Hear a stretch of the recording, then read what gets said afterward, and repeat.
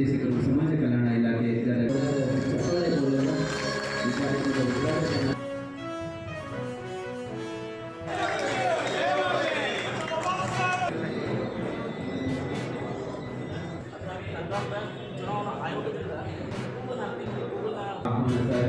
ಅದೇ ರೀತಿ ಇವತ್ತಿನ ಕಾರ್ಯಕ್ರಮದ ಅದೇ ರೀತಿ ಉಪ ವಿಭಾಗದ ಒಂದು ಅವಕಾಶ ಸಮಾನತೆ ಅಖಂಡತೆಯನ್ನು ಸುನಿಶ್ಚಯಗೊಳಿಸಿ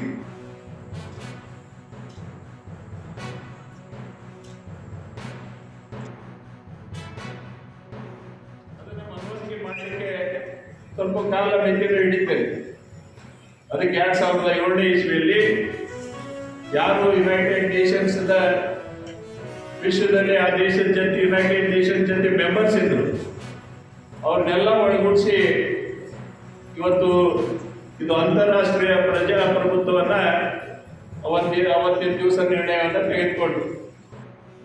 ಸಂವಿಧಾನ ಇರದೇ ಹೋಗಿದ್ರೆ ಬಹುಶಃ ನಮ್ಮೆಲ್ಲರ ಕಷ್ಟ ನೋಡ್ಲಿಕ್ಕೆ ಆಗ್ತಿರ್ಲಿಲ್ಲ. ಇವತ್ತು ಪ್ರಜಾಪ್ರಭುತ್ವ ದಿನ ವಿಶೇಷವಾಗಿ ಈ ಅಬ್ರಾಹಿಂ ಲಿಂಕನ್ ಹೇಳಿರುವಂತೆ ಪ್ರಜೆಗಳಿಂದ ಪ್ರಜೆಗಳಿಗಾಗಿ ಪ್ರಜೆಗಳಿಗೋಸ್ಕರ ರಚಿತವಾಗಿರುವ ಸರ್ಕಾರವೇ ಪ್ರಜಾಪ್ರಭುತ್ವ ಅನ್ನೋ ಒಂದು ವಿಚಾರವನ್ನು ಅಬ್ರಾಹಿಂ ಲಿಂಕನ್ ಇದನ್ನ ವಿರೋಧಿಸಿದ್ದ ಕಾಂಗ್ರೆಸ್ ಪಕ್ಷ ಈಗ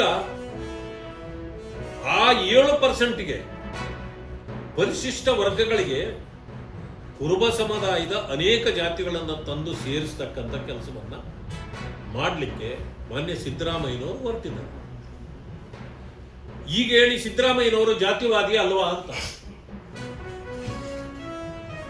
ನಾನು ಜಾತ್ಯತೀತ ಅಂತ ಹೇಳ್ತಕ್ಕಂಥ ಸಿದ್ದರಾಮಯ್ಯನವರು ತನ್ನ ಜಾತಿಗಾಗಿಯೇ ಹೋರಾಟ ಮಾಡ್ತಿದ್ದಾರೆ, ಮೌನವಾಗಿ ಯಾರ್ಯಾರನ್ನ ಎಲ್ಲಿ ಸೇರಿಸಬೇಕು ಅಂತ. ನೋಡಿ, ಆ ಜಾತಿಯಲ್ಲೂ ಬಡವರಿದ್ರೆ ಅವ್ರಿಗೆ ಅನುಕೂಲ ಮಾಡಿಕೊಟ್ರೆ ತಪ್ಪಿಲ್ಲ. ಆದ್ರೆ ಇವರು ಮಾಡ್ತಿರ್ತಕ್ಕಂಥ ಕೆಲಸ ಏನಂತಂದ್ರೆ, ಯಾವ ಪರಿಶಿಷ್ಟ ವರ್ಗಗಳಿಗೆ ಬಿಜೆಪಿ ಸರ್ಕಾರ 7% ರಿಸರ್ವೇಶನ್ ಕೊಟ್ಟಿದೆಯೋ ಅದಕ್ಕೆ ನೀವು ಸೇರಿಸ್ತಕ್ಕಂಥ ಜಾತಿಗಳಿಗೆ ಅನುಗುಣವಾಗಿ ಅವರು ಈಗಾಗಲೇ ಯಾವ ಪ್ರವರ್ಗದಲ್ಲಿ ಮೀಸಲಾತಿಯನ್ನ ಪಡೀತಿದ್ದಾರೋ ಆ ಮೀಸಲಾತಿಯನ್ನು ಕೂಡ ಪರಿಶಿಷ್ಟ ಜಾತಿಗೆ ತಂದು ಸೇರಿಸಬೇಕು.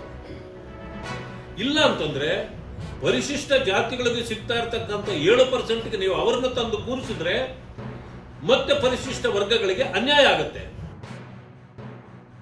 ಬೇರೆ ಸಮುದಾಯದ ಕೆಲವರನ್ನ ಸೇರಿಸಬೇಕು ಅನ್ನೋ ವಿಚಾರದಲ್ಲಿ ಸಲಹೆಯನ್ನು ಕೊಟ್ಟಿದೆ. ಕೇಂದ್ರ ಸರ್ಕಾರ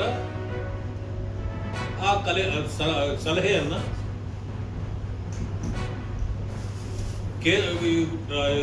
ಸುಪ್ರೀಂ ಕೋರ್ಟ್ ಹೇಳಿರೋ ಕಾರಣ ಸಲಹೆಗಳನ್ನು ಸ್ವೀಕಾರ ಮಾಡಬೇಕಾಗತ್ತೆ.